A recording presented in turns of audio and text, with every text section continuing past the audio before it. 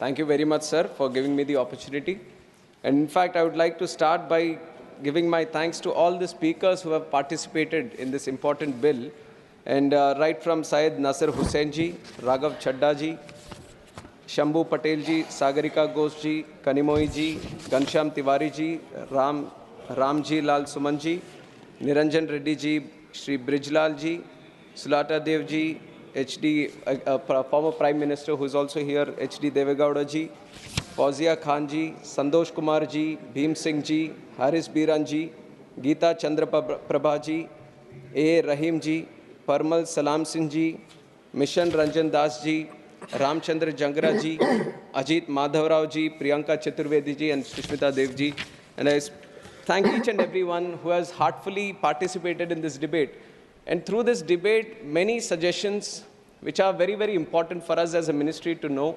Some of the feedback is very, very important for us to know that has come through all the speakers. And some have maybe crossed the line a little bit and used this debate for their own political purposes. I would not delve too deep into that because that is something the opposition, it has a right to do it and it keeps doing it all the time. But I'll keep the debate very positive and I'd like to comment on all the important suggestions that have come in. And I would like to start also by addressing the elephant in the room, which is about the name of the act, Bharatiya Vayuyan Vidhayak. I also understand that it might be a little difficult thing to pronounce for a lot of people. गले में अटकता होगा ये, पर कोई शर्मिंदा की बात नहीं है इसमें. कोई ये ऐसे वो शर्मिंदा होने की कोई बात नहीं है. This is something you have to know the intention with which the government has put this name. That is ये है कि भारत की जो विरासत है, संस्कृति है, जो पहचान है, उसको दिखाने की, दर्शाने की एक प्रयत्न ये 3 वर्ड अभी रखने की है. इसमें कोई कॉन्स्टिट्यूशनल वायलेशन कहीं पे भी नहीं है. जो भी आर्टिकल्स मेंशन किए गए हैं उसका कोई भी कहीं पे भी उसका अपोजिशन या कुछ किया नहीं है. One of them is article 348(1) has been mentioned, which says about the authoritative text. That is definitely in English, it is there.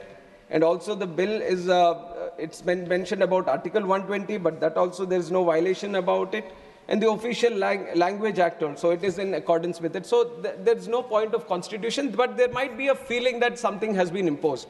And I also am a very proud Telugu person. I speak Telugu language, I write Telugu language, and I am proud of my culture and my upbringing. So you might be questioning, you are a Telugu person, how can you allow this kind of this thing? अरे हमारे तेलुगु में भी भारत तो भारत ही बोलते हैं. वायु is also a Telugu word. So Bharatiya Vayuyan Vidhayak becomes half Telugu for me also. So it is a mixture of all the languages here. It is like everyone coming together, we want to this thing. With the colonialization, there has been a small cocoon that has been developed. And it is, let me reply, sir, I have carefully listened to each and every one. No matter what the allegation is, whatever the suggestion is, I have listened to each and every one, and I'll address the chair. So when this whole colonialization happened, we were created like a cocoon. Now, under the leadership of Honorable Prime Minister Narendra Modi ji, we want to break that cocoon and bring the butterfly out and show the colors of true India, and that is what we are doing here. And this name is a small indication towards it. The text is there in English, so there shouldn't be any problem for any English-speaking person to in fact get afraid that there are 3 words here. कभी तो अभी लगेगा कि Copernicus lane है यहाँ पे, किसी के गली में अटकता है तो बदल दे क्या उसको? कॉपरनिकस लेन तो है ही. And my name is Kinjarapu Rammohan Naidu. And when some people say Kinjarapu, there might be some problem with them. They can't pronounce it the way I pronounce it. But that doesn't mean that I'll change my name so that it becomes easier for them. ये तो मेरी पहचान है. और उसी तरह अभी शायद ये 2 बार बोलने से 3 बार बोलने से थोड़ा मुश्किल होता होगा. But India has gotten used to so many things, sir. I think they will get used to this one also. Bharatiya Vayuyan Vidhayak is just to create the identity of the languages. On top of that I've seen, you are mentioning about other languages also. I was not understanding why Hindi was brought in. Vayuyan is also a Sanskrit word, in fact. And if you really want to appreciate the languages, the culture of this country, I would like the opposition to also appreciate that on 3rd October of this year, the cabinet has made 5 languages as classical languages, which are Marathi, Assamese, Bengali, Pali, and Prakrit. If you really love the languages, you should appreciate the decision of the government. and how much this NDA government protects and promotes the languages of India. We recently celebrated the Constitution Day also, and on that day, we have proudly released the Constitution not only in English and Hindi, but we have done it in Sanskrit and Maithili also. So you see that there is a whole conscious effort that all the languages should be given their importance, all the languages should be protected, and all the languages should be promoted. I think this is one point that I wanted to make regarding the language debate that has been going on, sir. And on top of that, Udan. I have already given the numbers during my opening speech also on how the numbers have doubled, in fact, from 2014 to 2024. Now we have gone through the numbers. We have seen all the airports coming up. We have seen the lot of passenger traffic being increased. Sometimes when we go through it, when it becomes a normality, we kind of feel that it is just a regular thing that has been happening. But if you have to compare it with the other developing countries or developed countries, then you would see that how doubling a number in 10 years is very, very difficult, sir. And that is something which has been a challenge for India also. And that challenge has been successfully addressed, and we have doubled the number of airports, doubled the number of passenger traffic that we have, and doubled the number of aircraft fleet. But for us, I can proudly say, under the leadership of Modi ji, aviation is not just looked upon as how many. I also agree to a certain point that it's not about just the numbers. Numbers I'm giving to show you a picture on how much progress we have made. But if you look at the true sense on why we want to promote aviation, why we want to make it one of the best sectors in the country, in the whole world, because when we talk about aviation, we talk about tourism. When we talk about aviation, we talk about economic activity. When we talk about aviation, we talk about real estate growth. We talk about job creation. When we talk about aviation, we talk about industry. When we talk about aviation, we talk about commerce, we talk about trade. And we talk about aviation, we talk about culture. And when we talk about aviation, we talk about agriculture also. And that is why aviation is a very important nodal sector that needs to be given that push.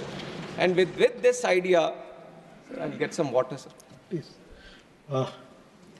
And it is with this idea that the whole aviation sector has been thoroughly, deeply understood on what the true potential India can have. And we have seen that there are multiple gaps also. Now 90,000 crores capex has been put into the infrastructure to create the infrastructure in airport infrastructure. But creating infrastructure, that itself is one challenge. And when I took the charge as a minister for this aviation, sir, I have promised the people of this country that, thank you. Thank you. She has always been so caring, sir. Like a mother, always. Thank you, ma'am. So, when we look deep, it is not about just creating the infrastructure, but it is about connecting them also. Now, you can spend a lot of money, you can create the infrastructure, you can create more airports, but the ultimate challenge, thank you. The ultimate challenge is how do you connect? And that is where, bringing in all the aspects of the government, we created the Udan scheme, which is Uday Desh Ka Aam Nagrik.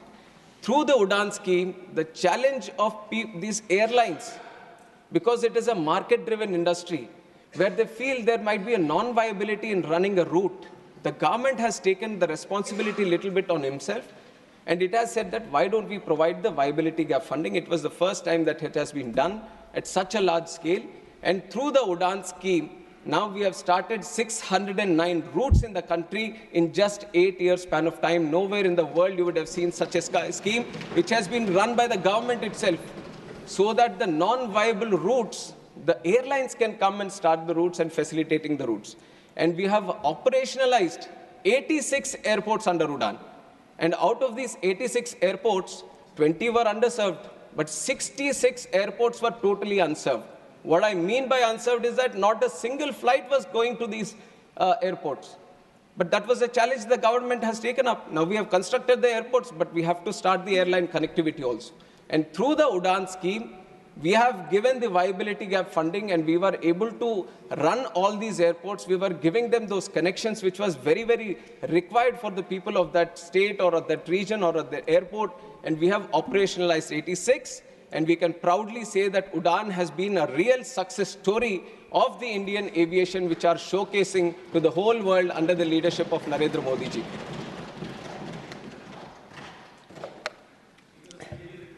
And why I say the whole world, sir? In fact, in September, we have had one conference also, Asia Pacific Ministerial Conference, where 41 countries were participating, and there were stakeholders from aviation across the globe also who were participating. And 29 countries have sent in the best of the people who represent aviation from their countries. And I have heard all of them speak in that conference, and they have proudly said, the real thing that we can pick up from India today is how it has improved the domestic connectivity within the country, and how it has launched the RCS Udan scheme so that it could facilitate the regional aviation in a very big way. Because for them, most of the countries, sir, for them, the aviation becomes more of an international affair. How do you connect your country better to another country? But a lot of them couldn't crack the challenge of internal connectivity. But now with this Udan scheme, we are showcasing it to the world that a little push, a little commitment from the government, you can create wonders, and that is what we have done through the Udan scheme. And now through the Udan scheme, we have kind of addressed the accessibility. Now the other thing that I mentioned after taking charge as a minister was that I want to bring in affordability also. And I understand all the concerns that each and every member has raised regarding the airfares. I am also a citizen of this country, and I was also a member, and before member, I was also a passenger. So I know one of the challenges that the people of this country face when they're traveling, and I understand the true spirit in which people would have spoken about the airfares also.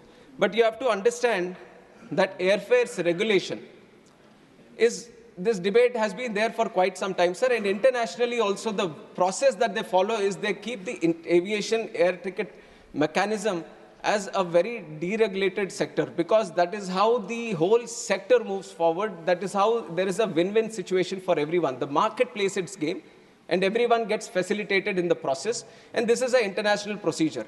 Nowhere in the world, any country has been regulating the air prices